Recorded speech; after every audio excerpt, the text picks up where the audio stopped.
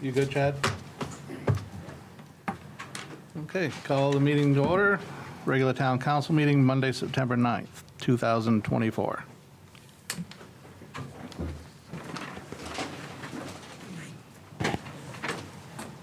Allegiance to the flag of the United States of America, to the republic for which it stands, one nation, under God, indivisible, with liberty and justice for all.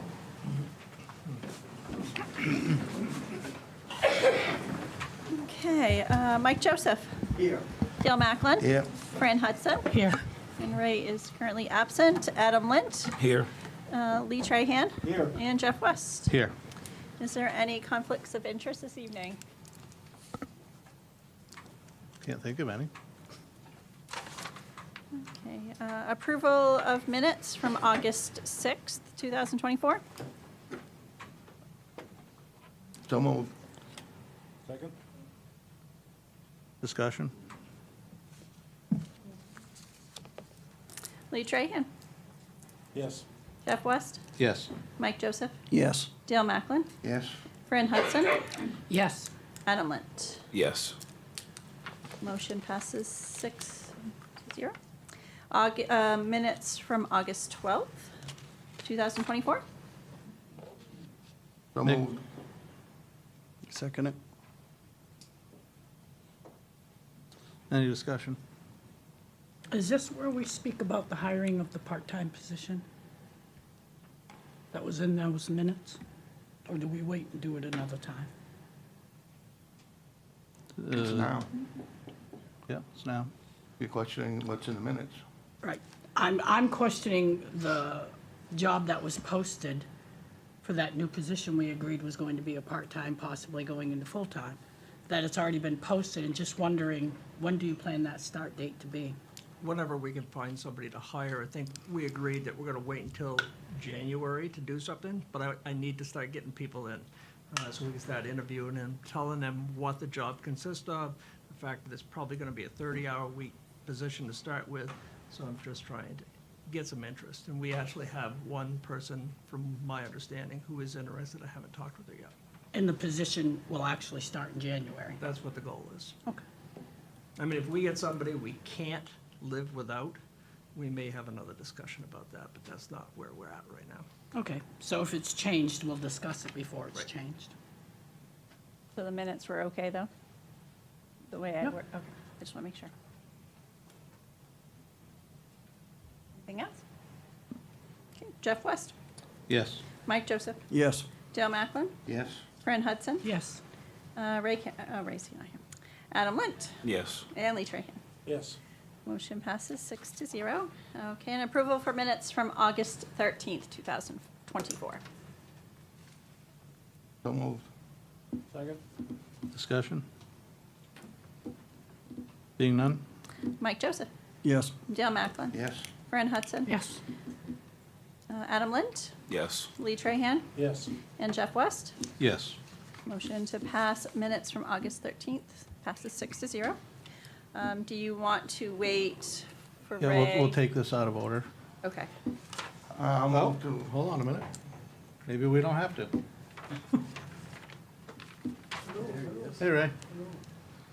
We're just doing the housekeeping stuff first. Sorry I'm late. I had a First Park Executive Board meeting, so I just finished that to be here. Okay. We are on to communications for boards, committees, and appointments. We do have one appointment for the Agriculture Commission, Steve Russell. This will be a reappointment. He's currently on the board. So moved. Second? Sorry, that was Jeff and Ray. Any discussion? Sure he's qualified? I think he might know a thing or two about agriculture, No but question about that. Yeah. Okay, Dale Macklin, Yes. Fran Hudson, Yes. Ray Karen, Yes. Adam Lint, Yes. Lee Trahan, Yes. Jeff West, yes. and Mike Joseph. Yes. Motion to approve Steve Russell's appointment to the Agriculture Committee passes 7-0. Just for a point of order, Mr. Chairman, Audrey should note for the record that Ray is now here. I did do that on my notes. Ray is here. Okay, on to the Charter Review Committee. We need to appoint 7 members. I believe we have 12 on the list. Scott Holst had applied for another committee. I added him to this list. And Peter Drapo has asked to remove his name from the nominations. There's actually 13 on the Oh, list. sorry, 13.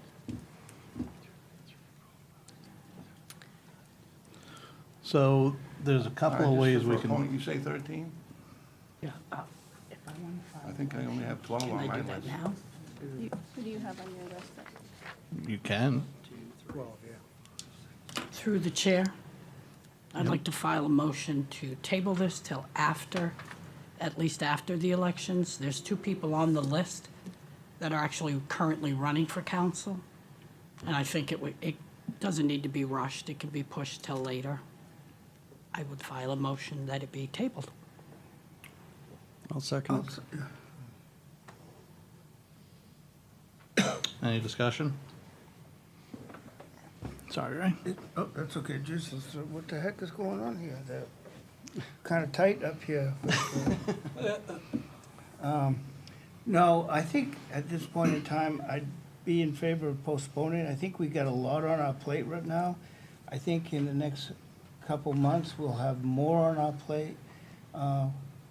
When I did review the charter, I don't see anything there that's glaring that can't wait for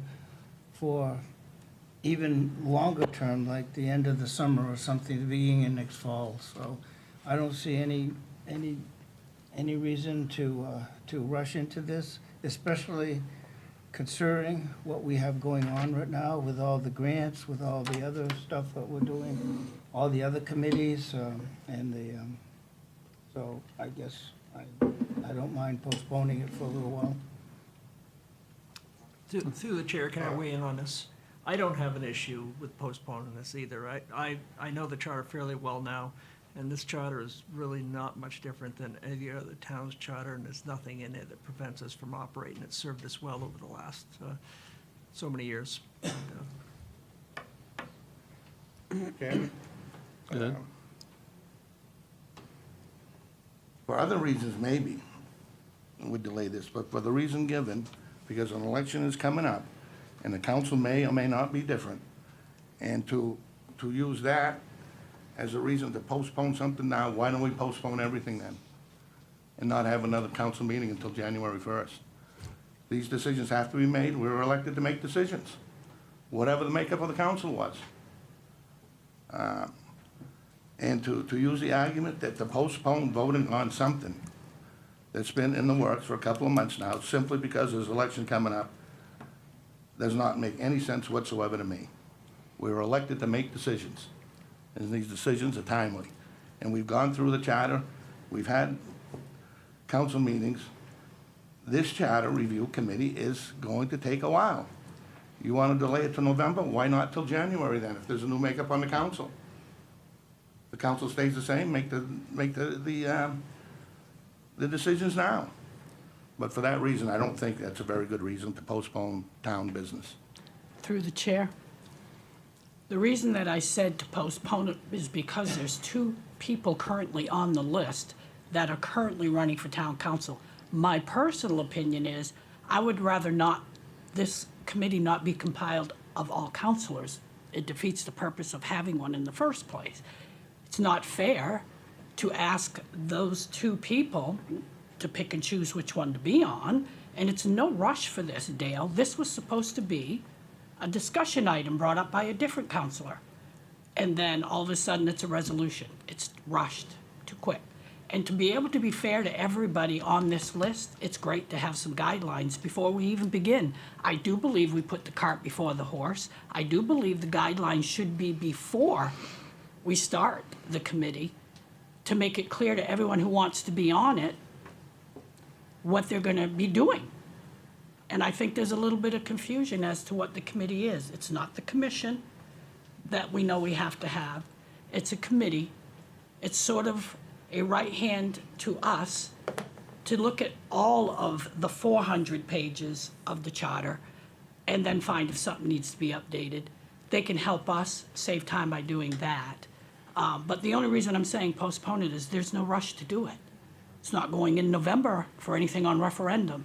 That's just all I'm going to say. Through the chair, there's actually only 27 pages in the charter. That's great. There's 17 Thank you. to be precise, 17. unwritten pages. Wonderful. Bill explained it all to us last time on the time frame that this will take. And if you want to delay this to see what the makeup of the council is gonna be, that would have to be until January. And it would be nice to get this done for a year from now and put it on the November ballot next year. And Bill explained to us how this process goes, and it's an in-depth process. It's not an easy process to go through. If we end up with 3 councils on the committee, so what? 3's not an illegal meeting, is it, Bill? And the meetings are open to public anyway, aren't they? This committee will be a public body. It could be, have no counselors on it, and it would still have to give public notice of its meetings. It's a committee being created by the council, so it is a public body itself. Not that that really has much to do with the motion before us, but just for clarification. I should be talking into the microphone. If I could just make a statement as well, even though it needs to be on the November ballot, or if that's where you want it, we still need to get everything done to Bill, to proof it, make sure it is a legal document, and get it to the printers for printing, which would be the beginning of September. So there is still more crunch time in there.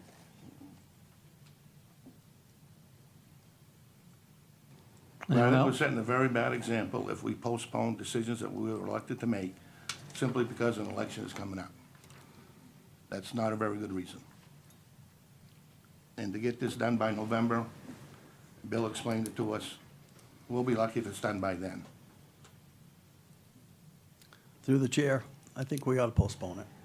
I think we were rushing it. I had said that in the beginning, and I asked to put it off because it's really, there's a lot of other things that we need to take in for the information that we need to do to change small things that's in the charter. There isn't probably going to be a whole lot that's going to be changed by the charter, but I still believe we should postpone it. Anyone else?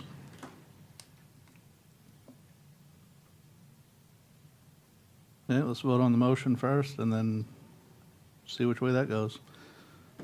A motion to, And just one other thing, if this does not pass tonight, correct me if I'm wrong, it can't come back for a year, can it? Well, this would just be postponing it. It would not be a negative vote, so it Okay. could be brought back up in November, December, or whenever the council wishes. Move to table it instead of whatever. That's what you wanted. That'd be the way, Bill, move to table. Yeah, I think that's what the That's the motion was. motion I Table. made, was Okay. the Yeah, table. and it was seconded, I believe. Yes, I second it. Okay. so, Yeah, just in finishing, I think I'll take the advice of the town manager in that we're trying to solve a problem that doesn't exist at this present time.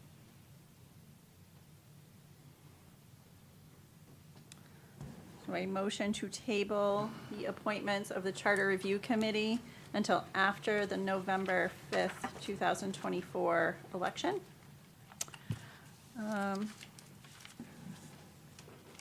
Fran Hudson, Yes. Ray Karen, Yes. Adam Lint, Yes. Lee Trahan, No. Jeff West, No.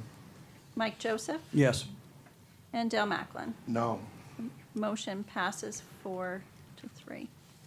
To table the Charter Review Committee until after the November 5th, 2024 election.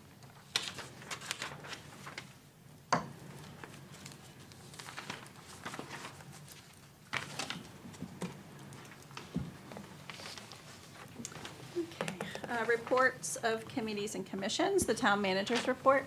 Thank you, Audra. I'm happy to report that we've ordered the fire truck, the new pumper. We've sent along the deposit of $250,000 to get that started. The delivery's going to be a couple of years from now. We've been working with the town's pre-auditor to bring the books in order for the accountant. Tanya and Katie has been critical in that process, and I want to thank them for their hard work. We've just learned that the construction company will moving equipment back on site to finish up the Chaffee Brook River crossing, although we've got one more permit that's been held up. And we're working with Senator King, King's office to try to get that expedited. We did get the DEP permit just last week, which is one of the 2 permits that we needed. Cushman Road project is all but completed. I think they've got the lawns planted, the curbings in place. They've done some hot top work, and we're just waiting now to have the finished hot top that DOT is going to be handling. We do have some more drainage issues. That's going to be part of that equation, and Paul's been working hard on that. I'm still working, well, actually, I've got the bond application all done for the $6 million bond that's going to help us pay for the Phase 1 part of Sunset Heights. That's been sent in. I think I sent you all a copy of that process. Fort Halifax Park, we're working on the riprap portion of it. Army Corps engineers, we're waiting on them for permitting. We're still waiting on the stage issues, but that's still happening. I want to talk a little bit about the property tax stabilization bill repeal versus property taxes. Actually, I have Judy in here to kind of address that as well. Our mill rate did not change. We're at 15 mills, just like it was last year, but unfortunately, the property tax stabilization bill was repealed. That was a failed program, and a lot of people got caught with that. That was a 65-year and older program that was supposed to stabilize property taxes, and I think it had merit, but unfortunately it wasn't well thought out, and it was much more popular than what the banks could handle, and so they repealed it.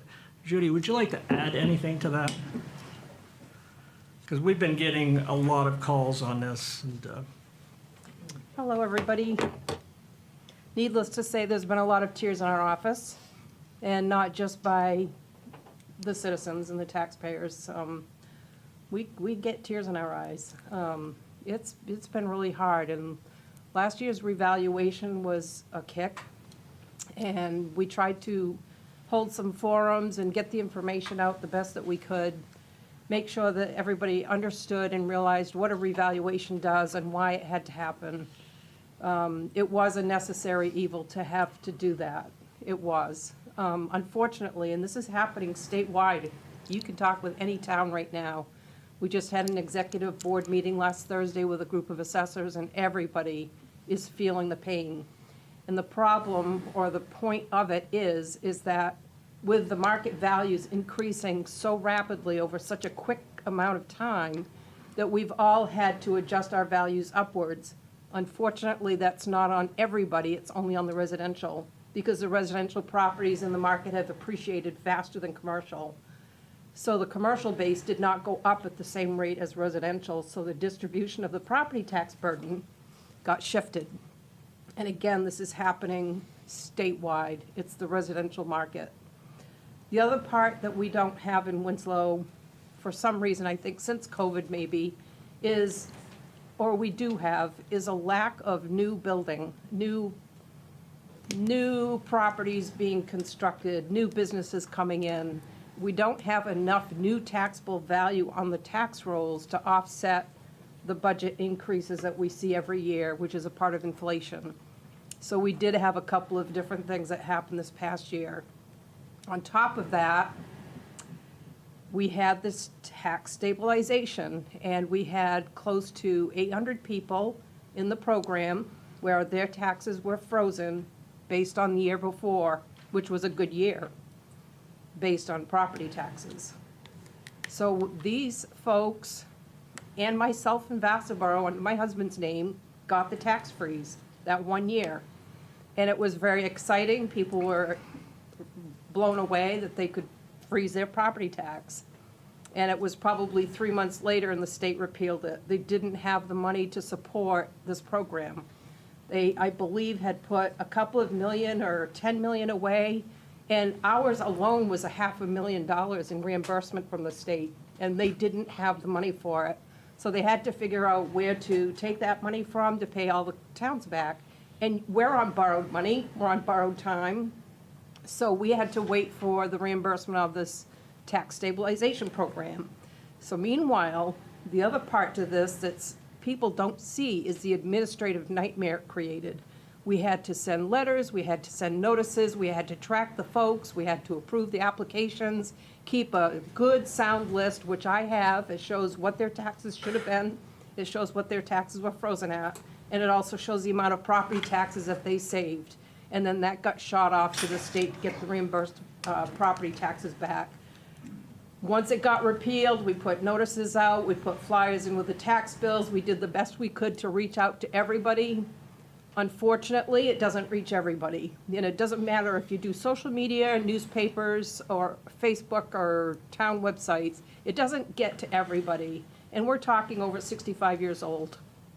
So when they got their tax bills this year, it was the same bump that a lot of you saw last year, and it's unfortunate. I don't know the answer to the property tax relief on residential properties. It would be nice if the state subsidized all of the education costs, but it's got to come from somewhere. You know, the money has to come from somewhere to pay for this. So it's been unfortunate. There are property tax relief programs that the state has expanded on, and we welcome anybody to come in and sit down with us and talk about it. These are state programs. We do not administer them, but we have enough information to set you on the right path. One of them is a very simple application when you file your main income tax return. They've expanded that program so that if your income is at a certain ratio of your property tax, you can get some credit back, and it's better than it has been in the past. It's called the Credit Tax Fairness Program. Judy, just while you're on that, I think the state doubled the minimum income Yes, they requirements did. for that. Went Yep. from like 50,000 to 100,000. Yeah, it was Something like either that. 80 or 100. It Yeah, depended something on like if it was that. joint filing or So not. there's gonna be a lot more people Yep. eligible for it. There is another That's program right. out there called tax deferment, and it might be okay for somebody that is completely alone and elderly and just does not want their name in the book. They can't meet it. And that basically is an application to the state to have the state pay your property taxes for you, and it's like borrowing money. So when you're deceased and your estate takes over, or your relatives, or you sell your property, those taxes just get paid back to the state. They're paying your taxes, you pay it back with interest, just like taking a loan out. So there is that. I don't think it's enough, and it's been tough. It really has, and I feel it. I really do for all of you. Through the chair, Judy, when did you find out about the repeal of that program? I think we were supposed to have the reimbursement by January, and I'll say it was probably, I can't remember honestly, but I thought it was around October or November, I think, because we all waited for the money to come in, and it didn't come in until almost May or June. I know, sorry, I'm going, I guess my question is, when did they repeal it? When did you learn about the repeal? I'd have to look it up. I can't honestly remember the date Was it specific. a month ago, 2 months ago? Oh, no. Oh, no. It was No, earlier? it's been a while. The repeal was in Yeah. the last prior session, almost a year Right. ago, right? Yeah. Of the last legislative session. Yeah, that'd be correct. we've put notices out, and 70 cents a letter to 700 people, and I think we did a couple of those to them because we had to literally let them know if they'd been approved or not, tell them what the property taxes had been frozen at. Wasn't it for 2 years? Isn't It was been a only 1 program for year. 1 year? Yeah. Because mine went up, because of that, Mm-hmm. $1,300 this year. That's the increase. Through the chair, Judy, I know that you and I had spoke quite a while ago about some light at the end of the tunnel as far as if the housing market comes back to where it should, stays level. It can be that the tax It assessor. absolutely can be. Assessors with some experience don't they don't do a reactive address to that. They really like to see if that's going to be the mode or not, because you could go up, you could go down every single year and make adjustments. So typically, it's a 1 to 2 year trend that we like to look at and watch over. We have a good sound base right now, so it would be very easy to watch the market, look at the ratios, and make those adjustments where they need to be downward. And then the shift would start going more towards the commercial side of it. Which is a good light at the end of the tunnel. That's right. Through the chair, would that be this coming January, February? Or is that going to be coming probably next summer? Oh, you mean the market? I'm processing deeds right now since April 1st, and they're all coming in over assessed value. Okay, Every single one of them, but maybe one, and that was an estate sale. all right, thank you. Yep. The apartment buildings seem to be more expensive. They've appreciated even higher because the person will buy it and live in the unit and rent the other one out. And that's like the perfect market right now, to have that ideal situation. Thank you, Judy. But please, come in, talk with Vanessa or myself anytime. We appreciate it. Thank you, Judy. Thank you. Thank you. Property Chair- values are still increasing. Go ahead. No, I know there's been some trouble at the, I hate to keep bringing it up, at the junior high, there's been some vandalism there, or,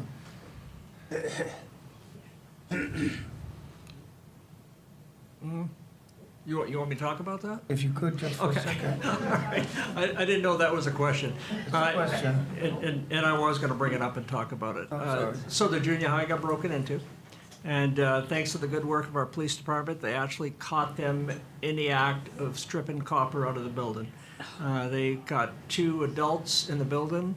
It was a daytime burglary, and they had quite a pile of copper that was piled up on the floor. They interviewed the 2 suspects, and both of them denied knowing each other, so it was quite a coincidence that 2 different crimes was taking place during the day from stealing the same stuff. But anyways, the police department did a great job on that, and I don't know how much restitution we're gonna end up getting out of it, because they haven't gotten out of the building with any of the copper. So Paul had one of his employees go down and grab that, and I don't know if we've taken it to recycle it yet, or if it's still down there. That leads me to the other part of that conversation, is we seem to have been stalled with our engineer, the environmental engineer. We can't find him. We've been working, I've left messages on his phone. I've probably emailed him 5 or 6 times. We're moving forward with the site cleanup. Paul's gonna talk about that, I think, a little bit when you're up here. And so we've got to dig a hole, and we've got to get rid of the contaminated soil. But that building needs to come down, and we're going to have to figure out how we're going to do it. We are into this engineer by about $40,000, and to start over again seems a waste of money. So I really want to try to push on him to try to get it together. So I wanted to talk a little bit about the social media rhetoric regarding the property tax increases for next year. There is no way of knowing that we're going to have a property tax increase for next year. There's too many things in play. We did a lot this year to keep our taxes flat at 15 mills. We unfunded 3 positions in the town of town of Winslow. We butchered the third-party requests. I cut a lot of the expenses down, and I still have room to do this again next year. I know that the comments were taking $950,000 out of the fund equity, or the fund balance, or the rainy day fund, whatever people want to talk about on this. That money, part of its purpose is to keep our taxes flat. And I've gotten used to using that kind of money over the course of my career to help do that. It does not mean that we're going to be using $950,000 every year. But I'd like to have the option to be able to dip into that on occasion when I need to have it. So there is no way of knowing that we're going to have a tax increase next year, and if I have anything to do about it, I'm not going to let a tax increase happen next year. That's what I come to the table with. Other than that, I don't have anything else to talk about.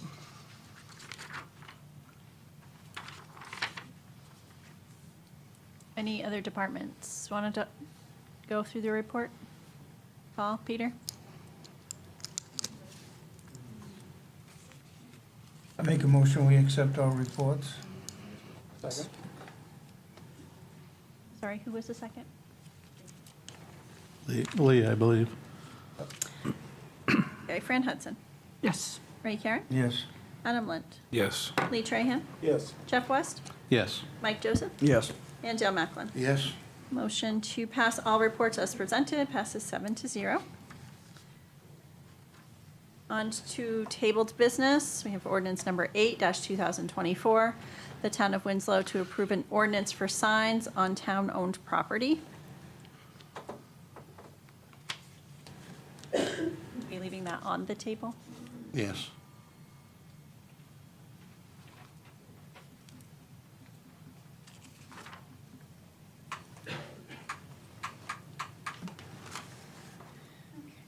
On to old business.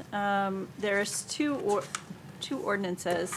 Ordinance number 4, that was voted down at the last meeting, that we do not need to vote on that one again. But ordinance number 9, 2024, to repeal the amendment to section 300-91, which added the definition of event venue in section 300-47C3 of the town code, which added the conditional use of event venue in the rural zone that was adopted on February 26, 2004 by ordinance number 3-2024. So moved.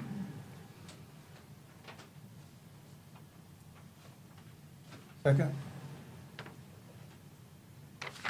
Any discussion? What exactly are we voting on in this? Repealing it. Just getting rid of everything? The whole event venue, okay. Thank you. Any other discussion? Adam Lint, Yes. Lee Trahan, Yes. Jeff West, Yes. Mike Joseph, Yes. Dale Macklin, No. Fran Hudson, Yes. and Ray Karen. Yes. The motion to repeal the amendment passes 6-1.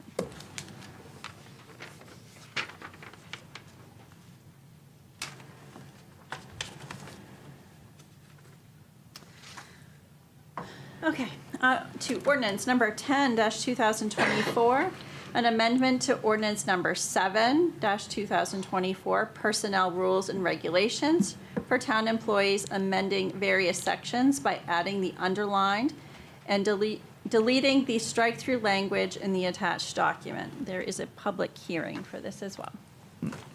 Is there anybody from the public that would like to speak on this matter? Didn't think so. Do we have a motion? So moved. Second. Any discussion? Being none?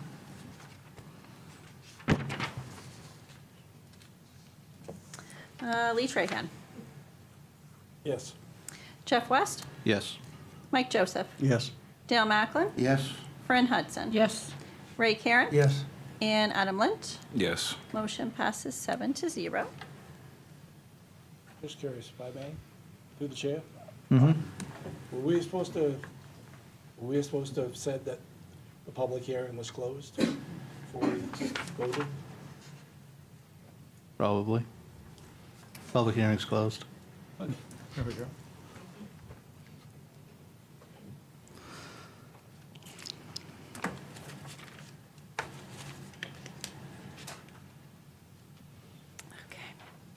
Order number 15-2024, authorization for the town manager to appropriate $8,695.96 from ARPA funds, account number 3912001490001, to pay for the construction of a new office space to be added for the finance manager. Through the chair, I'm going to explain what's happening here just a little bit. So all we have left in all this ARPA money that the town of Winslow secured is $8,695.96. If we don't spend that by December 31st, we have to send it back to the federal government. I talked with the council chairman about this project. Our finance manager, Katie, is out in a hallway, and it's very difficult for her to do her job without being interrupted multiple times every single day. One thing that I'm trying to bring to the table in the town of Winslow is redundancy. The town manager has always been the person who does the budget, meaning if the town manager's not here, you're without a person to do the budget. Katie has been working with me on this project, and she is at the point where she can actually take this project over if needed. So for her to do that, she needs to be by herself. She needs to have some privacy to do it. So what we've done is I actually went out, I tried to get quotes on it. We've had one person who disappeared, the other person refused to bid on it, so we ended up coming up with Mike, who ended up giving us a bid of $6,300 to do that. We're developing 3 different offices in there. My door in my office is open, so if the public comes in, they need to see somebody, it gives me a chance to interact with the public, so I will be the point person. Katie's going to have some privacy if she needs to do that. I'm probably not going to be able to spend the full $86.95 on this project. Might do some flooring in there or whatever, but the ARPA money is very specific over what we can use it for. I would have liked to have used it for mold mitigation, but that's not what we can use it for. We have to use it. One of the things on building construction is to build in privacy to make sure that if COVID comes around again, we're not suscepting our employees to that. So that's the reason why I'm asking it. We have $49,041 in our building maintenance fund that I was going to originally use that money until I found out that we had this money that we're going to have to send back to the federal government. So that's the reasoning. And any questions? When was it you were going to have to send the money back? December 31st. And what are some of the things it can be used for? Well, I don't have the full list on it, Fran. I know that we used it for giving bonuses to our employees that got the COVID shot. We used it for an equipment purchase down at the Public Works Garage. We used it for another project that Paul was working on. The total amount of money that we ended up getting was $805,000. They gave bonuses, I think, out in the town of Winslow for employees who actually worked during the COVID, police officers, firefighters, and what have you. So that's where the majority of the money was spent. And this is a little bit that's left over that didn't get spent. Have we already started this construction process? The project is almost done. So the project is almost done, and now we're asking for money, although it's already been started. I'm asking to use this. I have the authority per charter to spend up to $20,000 on my own. And I did bring the chairman into this conversation before I pulled the trigger on it. All this is doing is paying for it out of the ARPA funds versus out of the building maintenance fund. That's all we're authorizing. So in other words, if we don't use it, we lose it. Right. Right. And from what I've heard in the past, if you send money back to the government, you don't get more next time. Who are the two, through the chair, who were the other 2 contractors that you try to get in touch Well, I with? tried to get hold of Chris. I don't know where he went, the guy that did the fire department work. And then who was the Greg Bigu, who did Greg the Bigu. other maintenance Right. piece when we had the water And you leak. never heard anything from either one? Never. no. He came in, he told us he would get back to us and never did. That was Greg? Yep. And Chris, you couldn't find him? No, I don't have his contact information. I was asking people where he was. I haven't talked with you about it, but I don't know where he went because he was supposed to do something up here at the library for us too. So I don't know what happened to him. I don't know if he's out No. of business or if No, he's not out of business. is he just busy? Real, very, very busy. And that could be part of it. Ella, when you're busy, say you're in your office and your door is closed, is there another option that, so when people come in, that they would have another option? Between the 3 of us, Okay. there's going to be a door open. Okay. Audra's door is usually open unless she's got general assistance going on. It's going to be very unlikely. I mean, Katie's door is not going to be closed unless she's in Right. something that she has to Okay. work. So the chances of all 3 doors being closed is not. I just want And we can somebody- put a bell in there if we need to or Yeah, something okay, too. Okay, just, no problem.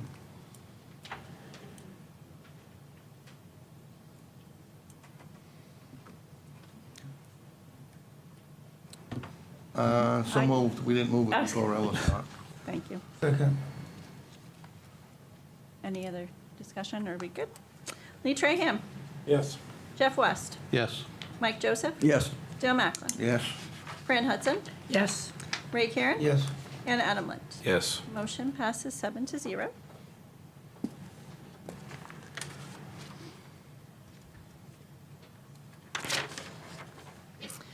Order number 16-2024, the Public Works Director is authorized to enter into a contract with Central Maine Power for electrical upgrades at 3 sewer pump stations located on Verde Drive, China Road, and Benton Avenue.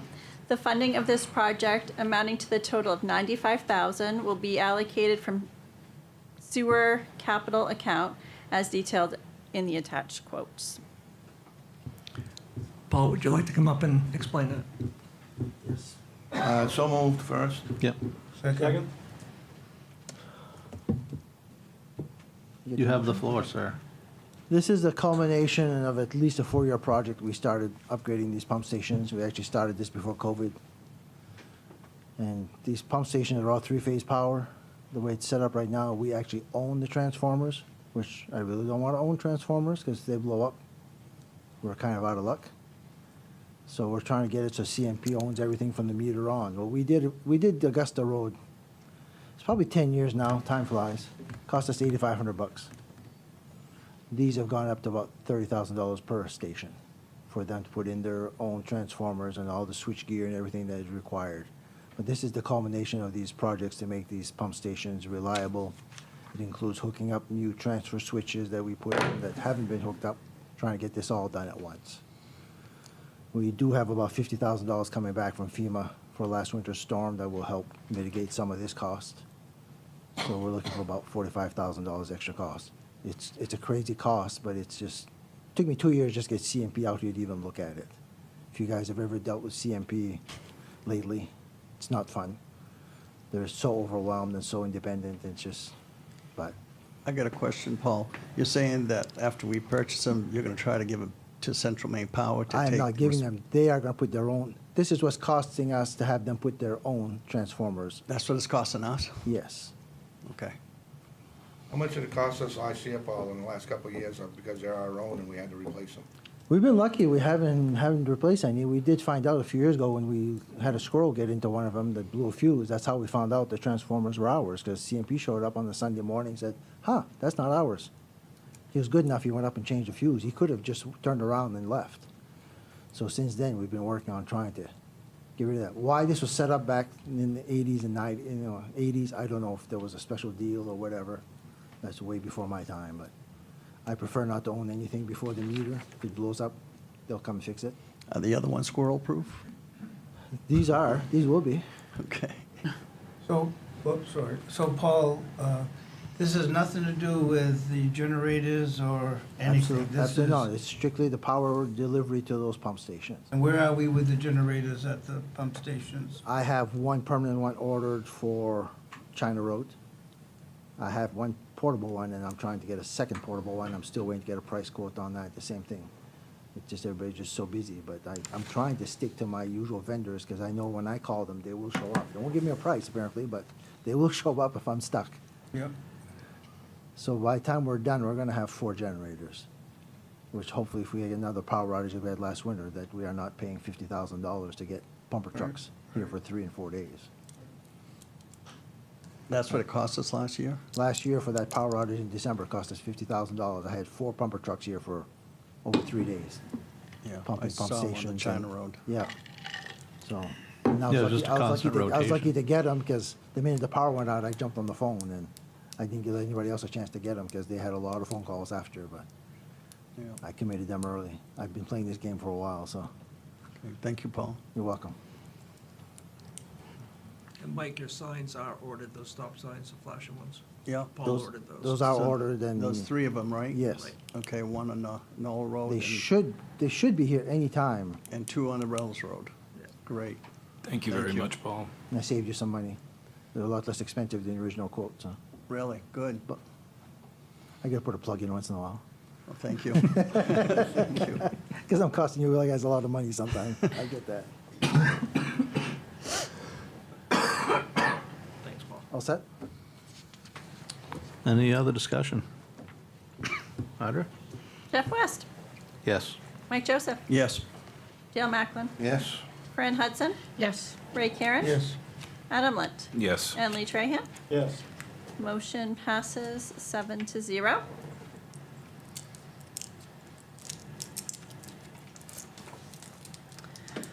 Order number 17-2024, authorization for the town manager to accept a $3 million grant from the direct spending CDS earmark for Phase 1 of the Sunset Heights project. So moved. Second. Whatever. Any discussion?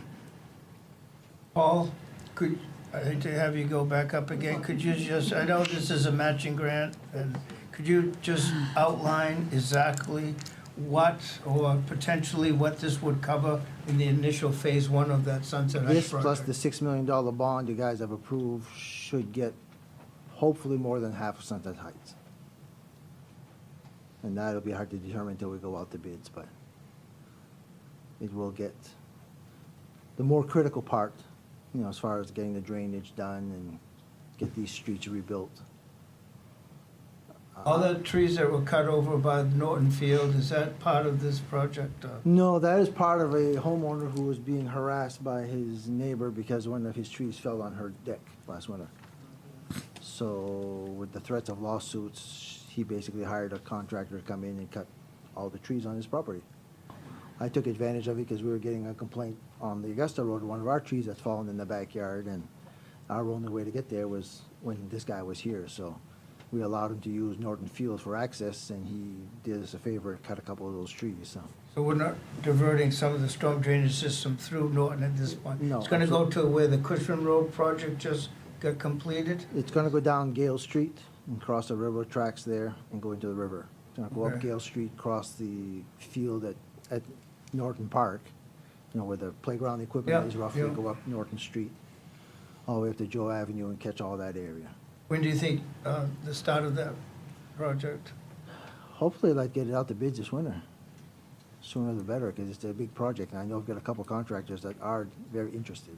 So the spring or summer next year? Spring, hopefully. Don't hold me to it, but. And how long? Years? Probably a couple years, 3 years? Phase 1, depending who gets it, I mean, they can probably get most of it done in the season. It's all in one residential area, not a whole lot of traffic.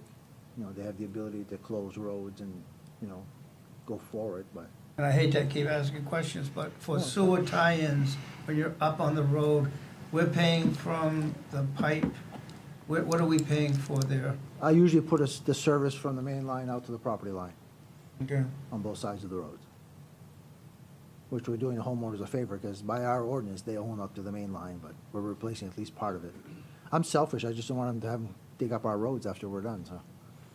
So how would they know when we're in there that that's a potential year they should take advantage of? Well, usually if like I did I think on the Cushman Road, we'll probably send letters out to all the homeowners in the affected area, letting them know that we are gonna be doing sewer line replacement up to the property line.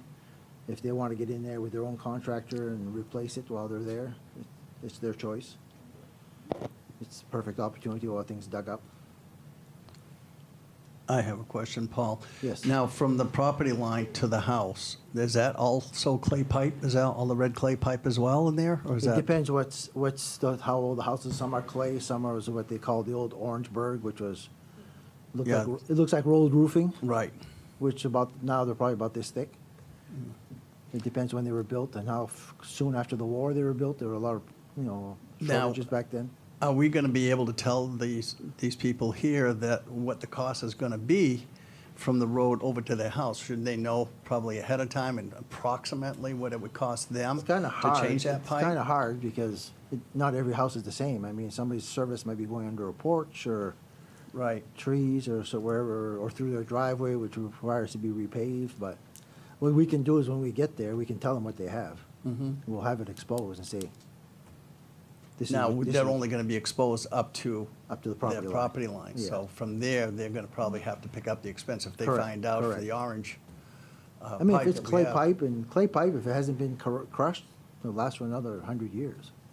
Right. Orangeburg is. Orangeburg is the one they've is the used question. a lot down there. Yeah, Okay, thank you.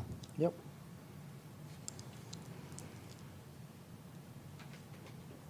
Good? Should I stay? You should say a little bit. Mike Joseph, Yes. Joe Macklin, Yes? Fran Hudson, Yes. Ray Karen, Yes. Adam Lind, Yes. Lee Trahan, Yes. and Jeff West. Yes. Motion passes 7-0.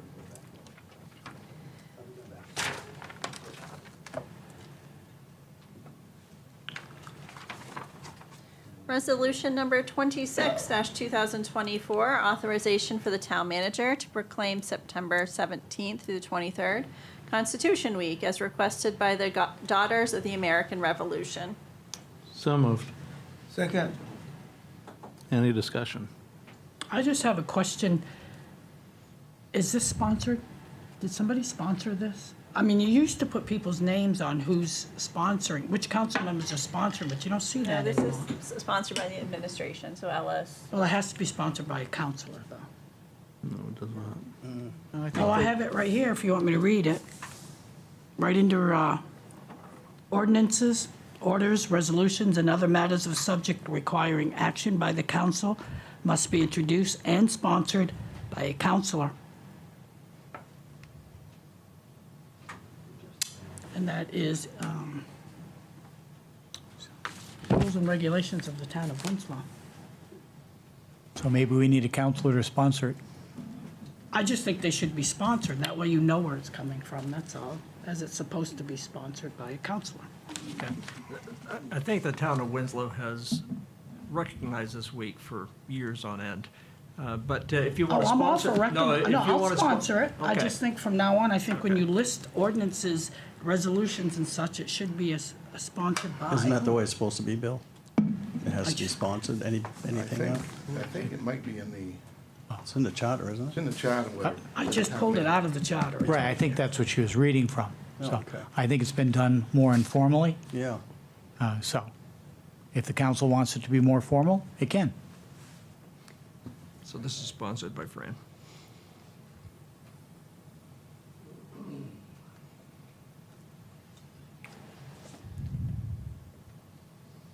Any discussion? No, has it been said, you made a motion. Yeah. So it's sponsored by Fran, we had a motion to accept, it's sponsored by Fran. I think we need a motion and then a second, right? So she sponsored it, so is there a? I'll make a motion. I'll second that. So we're doing a motion to change the resolution, to change it to be sponsored by Fran?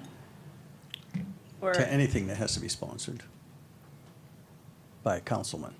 If she's saying she's sponsoring it, I don't think you have to have a motion to No. amend to add her name as a sponsor. okay.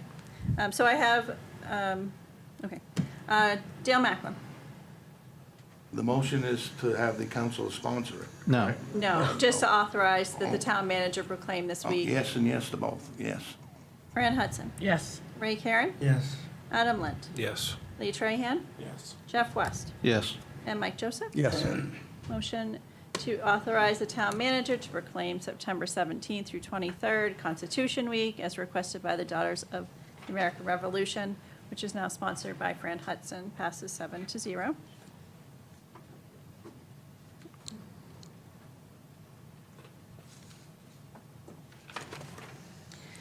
Okay, on to discussion. Streetlight request for 320 Augusta Road. Paul? Yeah, I told you you could get back up there soon.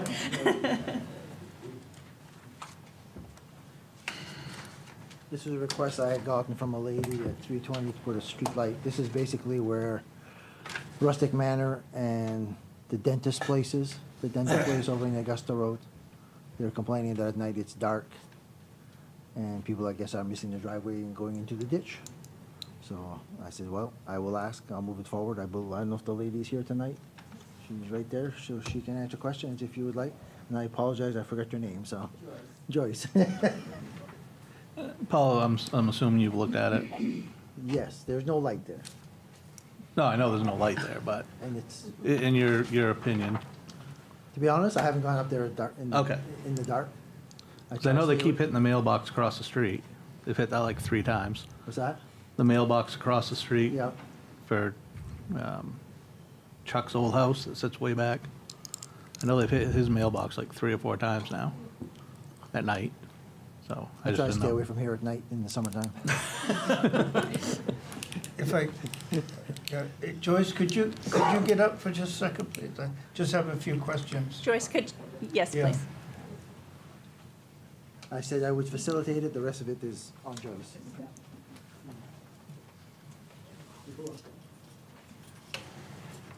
Good evening. My Good name evening. is Joyce Stevens, manager, council members. You know, when I went by the other night, I noticed that there's a pole on the road itself, and then there's a pole that's at the end of the parking lot between the garage and the condos. Like, is that correct? If you say so. Okay. There is a pole right at the end of the driveway. Yeah, but there's also one interior-wise, is it there? I don't believe so. I don't believe so. I don't At think least so. What, Is there? At the Yeah. end of the park, well, that's what I'm talking about. yes, that's right. So Right. I noticed that I was confused as to which pole that you actually wanted the streetlight. Was it the one on the road, or the one interior-wise? It's the one on the road, on the road. Right at the entrance of the driveway between Okay. Friendly Dentist and the Yep. driveway. Yeah, Very, very dark at night. Several of us have overshot, missed it, almost ended up in the ditch. I've also spoke to the Friendly Dentist manager, and she couldn't be here because she had to work. When it gets winter and it's very dark, it's very dangerous for both their patients and for the 8 people who live at the condo. I brought 2 of the ladies who live there, and they have both had issues with missing the drive because it is pitch black and there's nothing to guide us. and the only reason why I asked that question, if it was on the interior pole, then I would say that that's private property and we wouldn't be responsible. The owners would be responsible. On the road is a different subject, because then we would be, if we choose to, responsible at that point in time more. Thank you. Mr. Chairman, I've driven by that a number of times since found out about that. It's dark. It's dark. So I would have no problem Yeah, for safety with concerns, that. I would too. Paul, the last time we did this a while back, do you remember off the top of your head? That wasn't a whole heck of a lot of money. Aren't they like $1,200 or something like that to have them It installed? was that much, it's probably closer to 6 probably. I was gonna thought around 8 maybe, but I'm not sure. Yeah. There's an annual fee as well that goes Yeah, with that, yeah. for and I don't remember what it is now. And there's no problem with CMP putting the thing on their pole, the light on their pole? No, we gotta go through the proper procedure, Yeah. get permission from Yeah, them, okay. Schedule B to put there's a process. Yeah, Takes a while, but, yeah. so, if you guys want, then we would put it on the agenda for the next council meeting for you guys to actually give approval. This is just a discussion item, so it's not really an order or a resolution. No, we can suspend the rules if we'd want. Well, it's gonna take, I think would it take 6 months for the last one to go in on Benton Avenue? Takes a while. Takes a I can- while. I can start the process if I. You can start the process. But I think to be properly legal, you guys should take a vote on it. I know in the past, when we put a street light in to solve one problem, the other neighbors in the vicinity didn't like the street light. So, but when I went by, it didn't seem like it would affect your other neighbors across the street. That one Or shouldn't. That one There's a lot shouldn't of do it. trees on both sides are tree lines, so. Yeah, that's sort of, yeah, so I don't think it would. Well, I mean, we got a meeting in 2 weeks. We can just put it on then. If you want to start the Well, that's what I was process thinking. tomorrow, I mean, it's not like we're going to say no. I wouldn't think. I can start the process and wait for you guys to. get On the it light tonight and if you want. everything else, so. I'll vote on it tonight. Thank Yeah. you. Jeff, I just had a question. Whatever happened with the criteria that was supposed to be created as far as, like a checklist of, do's and don'ts as far as if anyone in the public who wanted to request a street light? We had talked about establishing a criteria of a list of items that would need to be acceptable in order to present for a street light. I don't think anything came of that. No, I think, if I remember correctly, last time we had the police chief and the fire chief look at it and give their opinion, and Paul. I mean, do we still, Then we went with their recommendation. Sorry. We went with their recommendation. do we want to establish some sort of criteria of some sort? This is the first I've heard of this, Lee, and it must have happened before my time. Yeah. I can certainly look into that. You know, just like a, Right. some boilerplate cookie cutter kind of Right, right. checklist and be like, Yeah. you know, Personally, I think streetlights are a good safety mechanism, because the last thing you want to do is end up with somebody injured from that because they can't see. And when you're in-town living, it's pretty easy to have blind spots, so I can put something together without a problem. okay. Thank you. Thank you very much. Thank you. So we're going to put that on next agenda Yeah. in order. Do I have someone to sponsor that? I'll sponsor it. It's in my district. Okay. Audra. Thank you.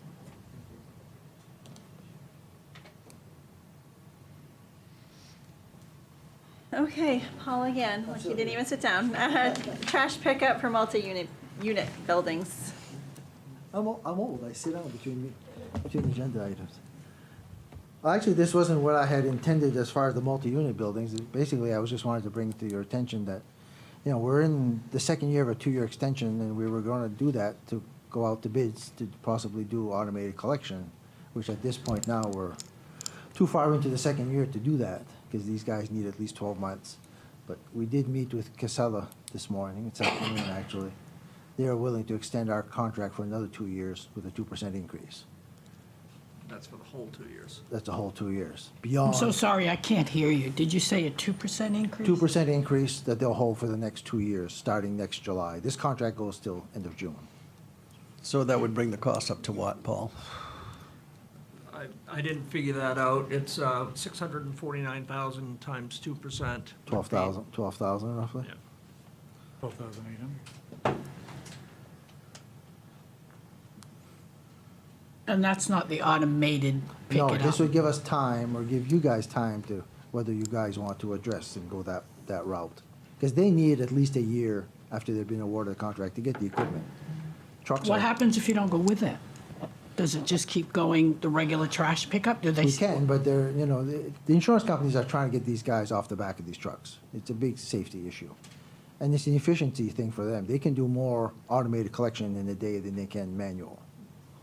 So hopefully those efficiencies would translate into savings. Of course, big investment to start. But we're not the only ones. I mean, Lewiston's going that way if they haven't already done. Bangor is. It's going that way, and it is all over the country. It's not like we're the first ones to try it. We did manage today, though, to get them, because my biggest concern since I've been here is the piles of trash on the side of the road in these multi-unit places. Get Casella today to accept that they will put dumpsters at these locations at no charge to us, because it's cheaper and faster for them. Are So they at still least- gonna charge for a second dumpster? And the last time we discussed this, they were gonna give the homeowner one dumpster, no charge. Yeah, but I'm not talking the cans. I'm talking Yeah, the big plastic. the things, big, yeah. no, I'm talking No. the real dumpsters, the metal ones. Oh, real ones, oh.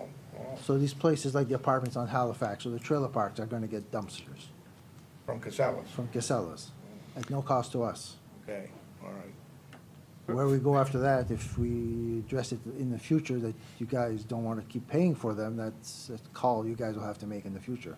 I just wanted to get the trash off the street and get the animals and the birds out of it, because I'm sorry, but you go up Halifax Monday morning, it's pretty disgusting.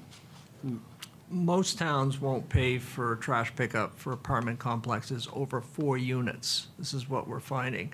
I guess you guys got into a real battle with that the last time we tried to address that. So what Paul and I mentioned with Patrick, the guy from Casellas, was the dumpsters, because we have mobile home parks, we have large apartment houses where they have sheds, or people just haul their trash out and put it in a pile, and you've got crows and all kinds of vectors that are tearing these bags apart. And I think a dumpster is probably a reasonable way of moving forward with this.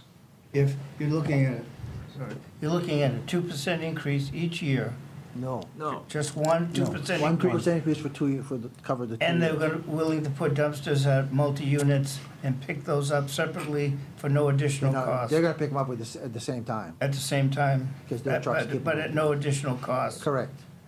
It's a no-brainer. I don't know why we're even discussing it further. Yeah. And no, I don't sell used cars. Maybe I could, I don't know. So in the meantime, Paul, when this 2-year thing is going on,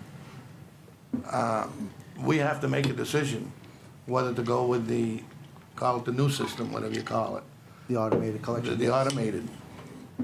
I mean, you don't have to go that way, but. So you'll this'll put it give- out for request for proposals This'll give you a at chance. some time then? Yeah. I've already drafted that. I think I've Yeah. sent a copy of that to all the council members. I know it generated a conversation between Fran and I.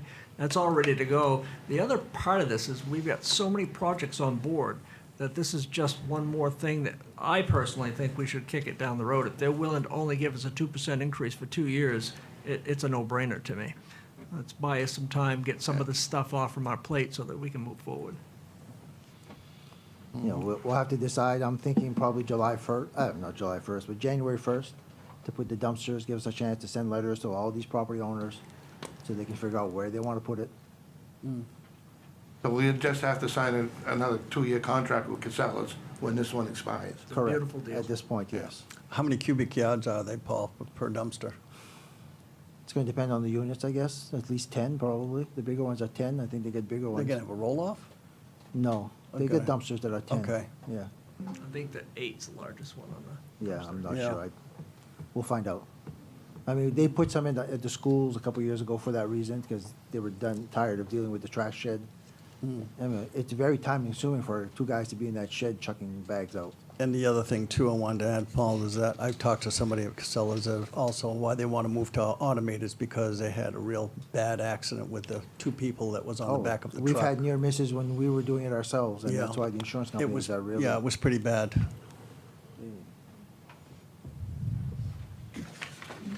So that's what this discussion item was for, not as much to push you guys into deciding how many units to handle. We can deal with that later, but just to give you a heads up of where we are. Sounds good to me. That's all I had. Thank That was you. one to me. Okay, Historical Preservation Committee, I asked with Dale to talk to you about that. I've had a few people ask to be part of this committee. It is a committee that I cannot find any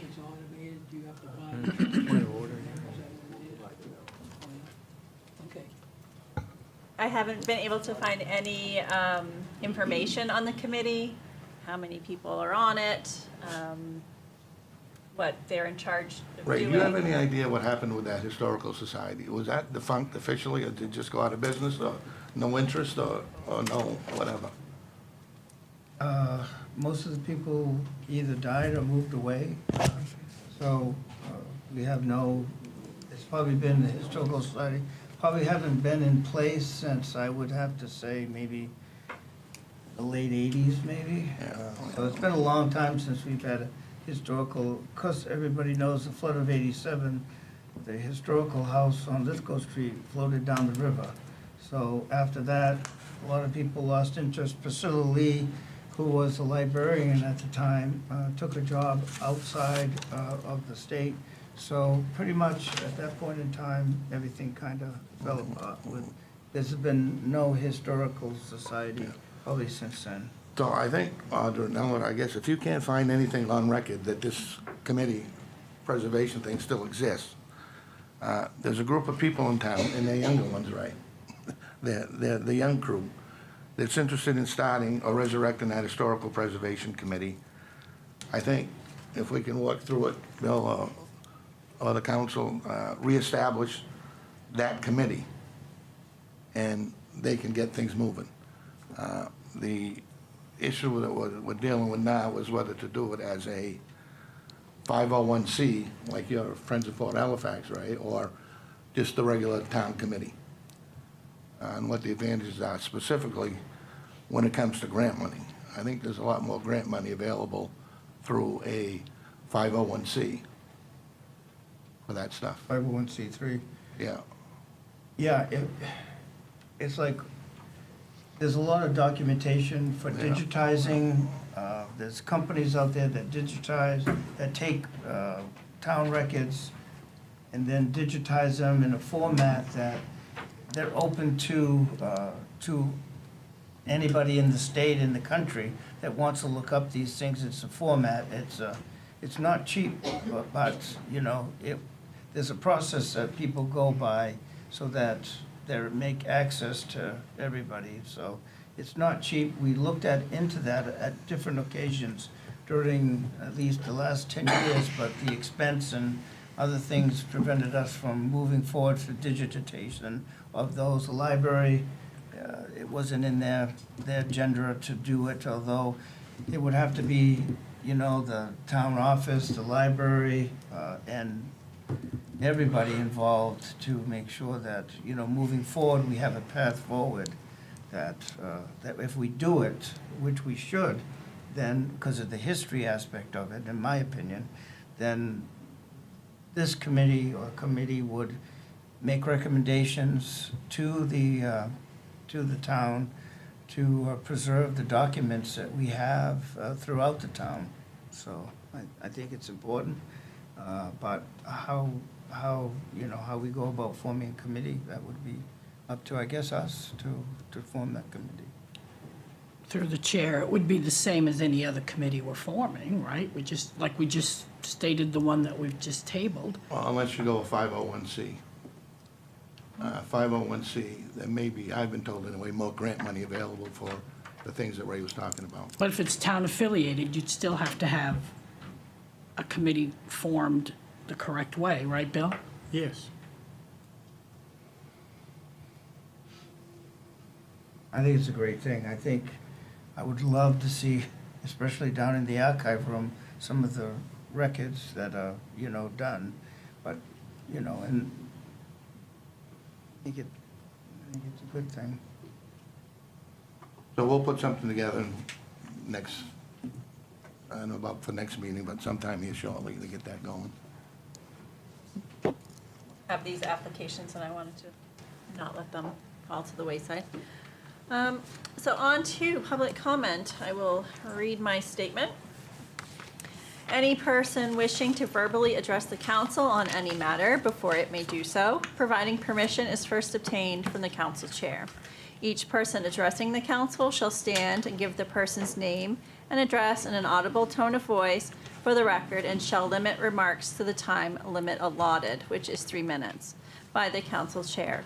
All remarks shall be addressed to the council as a body and not to any member thereof. No person other than council and the person having the floor shall be permitted to enter into any discussion, either directly or through a counselor, without the permission of the council chair. No question shall be asked a counselor except through the council chair. Any person making personal, impertinent, or slanderous remarks, or who shall become boisterous while addressing the council, shall be forthwith by the council chair barred from further audience before the council, unless permission to continue be granted by the majority vote of the council. Side conversations within the audience will not be tolerated. I do have numerous emails from Greg Roby that have been asked through the agenda portal of the meeting. Most of them I have forwarded on to you because they have some type of video on them for you to open if you so choose. Do you want me to read these emails, or? I would just like to comment what I forwarded the email. If the same person has multiple, I think they should be allotted that 3 minutes, regardless of how many they have. It should be 3 minutes per person, per public Okay. comment. I can go ahead and just read these. I will start my timer and go from there. Excuse me, Audra, how many are there? 1, 2, 3,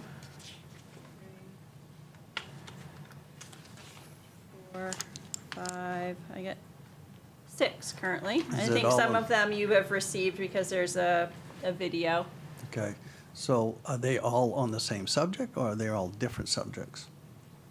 I believe they are random subjects. Okay. Well, we'll give them 3 minutes. Okay. This one from Greg Roby dated August 29th. I just saw the special meeting on 9/3 agenda with 2 ESS. If our town manager is exiting into early retirement with damages paid for our town's insurance policy and severance package and early retirement, please reconsider the substance of my previous web portal past 8/26/24 is not a summary firing regarding violations of an oath of office or reasoned. As with the previous TM exit, please do not seal the record of her tenure. Thanks. Dated August 26th. If severance is being, by Greg Roby, if severance is being negotiated with our TM, FB account seems to be MIA, suggesting as much. Please be aware I DM'd that account. Both welcome and orient her around the time of rumored hire. This link is 1 hour, 12 minutes version of what was attempted to get what is the town's public record into cognate presentation, and this was integrated as a pending court filing. And then there is a link to a video. This is dated August 8th from Greg Roby. Another link to a short video, perhaps a bit of a tongue twister, like how proposed becomes proposed on August 29th. This link is a 50-minute informational video that I am concurrently posting on the What's Happening FB group. It is titled Lincoln Charter Commissions and Replace and Repeal Snooker. This is submitted for the purpose of our better ordering and preservation and furtherance of the common good. This one is dated August 12th, again from Greg Roby. Some of what I place in the informational video linked in my previous web portal submissions is dated. This is due to the small, in quotes, not amendment regarding orders posted as a comment on our town's FB page as the afternoon of the 8th and functionally concurrent with the production uploaded sharing. This additional link to productions which are related are for our council's reconsideration. Again, another link to a video. This one is dated August 12th. Charter limits with a link is the agenda of public hearing for zoning ordinance. Yeah, got it. Now I do. There we go. There I got as far as I could.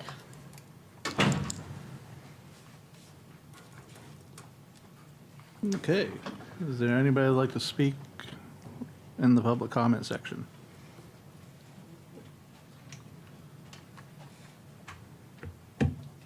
Heather Thorne, Abbott Road. Can you just clarify the two ordinance for the event venue, just because I thought the other one had to be voted on twice? I want this to be done as much as you guys, but I want to make sure I don't have to come back next month to make sure this, I just want to, this is done. Make It's sure done. this is done. Done. You sure? You sure? Okay, yes, all right, thank you.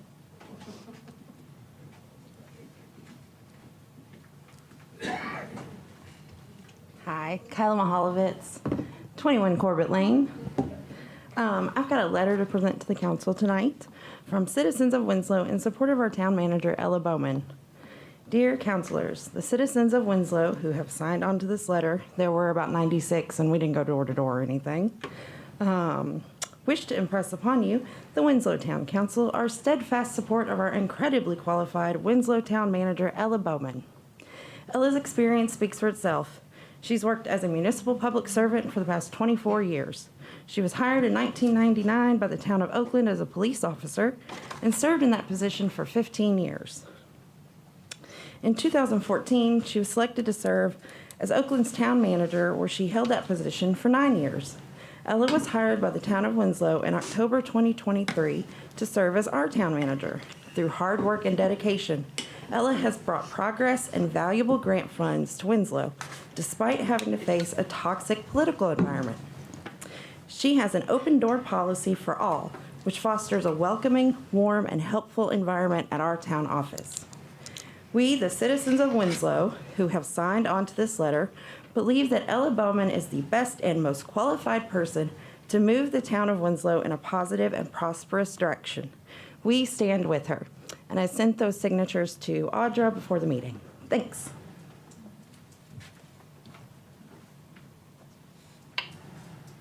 Anyone else?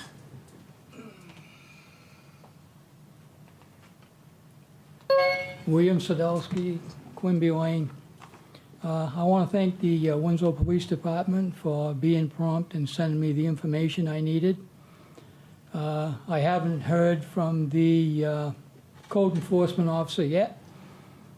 And in the parking lot, I was stalled this evening, and I was told that I have to go through a certain woman in the Winslow department to file a complaint.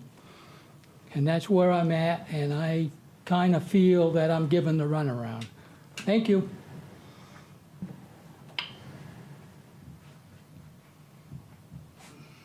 Anyone else? Being nobody, we'll close the public comment section.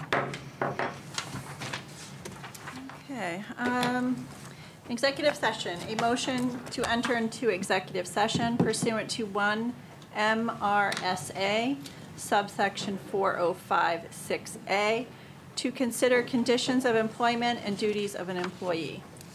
This is different than what is printed, just so everybody knows that. There was a clear, well, how would you word that, Bill? Inadvertent mistake. Correction. Correction. Correction. A instead of B. So what's a correction? Correction. What is the correction? Oh, the correction is that it was listed under a subsection E, which would be consultation with counsel, and this is going to be the council meeting in executive session without counsel. For So personnel. it's a different section. Without legal counsel? Legal counsel, that's Okay. right, good point. Thank you. Clarification. Was there a first and a second? I missed it. I'm sorry. So moved. Say second. Second. Fran Hudson, Yes. Ray Karen, Yes. Adam Lind, Yes. Lee Trahan, Yes. Jeff West, Yes. Mike Joseph. Yes. And Dale Macklin. Yes. Because The motion passes 7-0. I stayed out of. Thank you, everybody. I had to stay out of the whole thing.